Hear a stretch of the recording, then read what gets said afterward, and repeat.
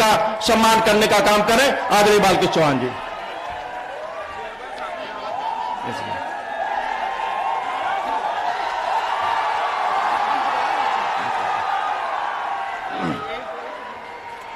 इसके बाद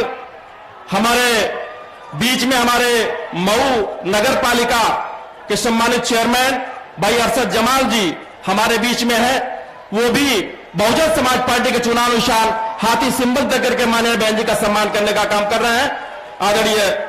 अरशद जमाल साहब। सम्मानित साथियों, अब बिना किसी विलंब के मैं माननीय बहन जी से सादर अनुरोध करना चाहूंगा कि माननीय बहन जी आए और इस उमड़े हुए जनसैलाब को दिशा निर्देश देने की कृपा करें। आदरणीय बहन जी।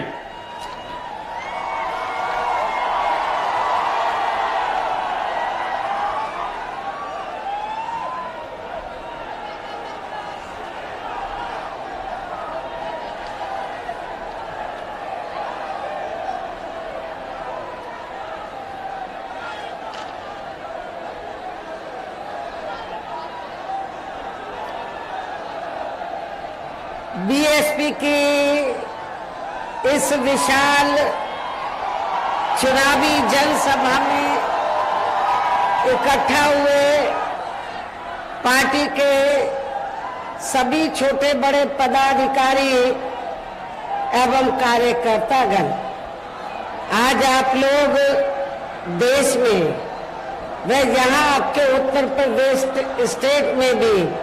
लोकसभा के लिए हो रहे आम चुनाव में अपनी पार्टी के उम्मीदवारों के समर्थन में अर्थात आजमगढ़ मंडल से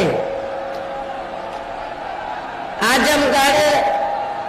सदर लोकसभा की सीट से श्री मशहूर सबिया अंसारी, लालगंज सुरक्षित लोकसभा की सीट से डॉक्टर इंदू चौधरी, घोसी लोकसभा की सीट से श्री बालकृष्ण चौहान, पूर्व सांसद बीएसपी, सलेम लोकसभा की सीट से श्री भीम राजभर, इनके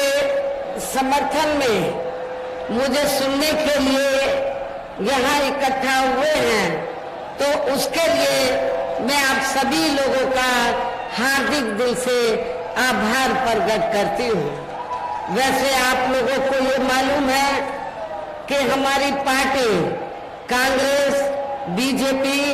व अन्य किसी भी विरोधी पार्टी तथा गठबंधन आदि के साथ मिलकर नहीं, बल्कि अकेले ही अपनी पार्टी के बलबूते पर पूरी तैयारी व दमदारी के साथ ये चुनाव लड़ रही है। इसके साथ ही हमने टिकट बंटवारे के मामले में भी सर्व समाज के लोगों को उचित भागीदारी दी है,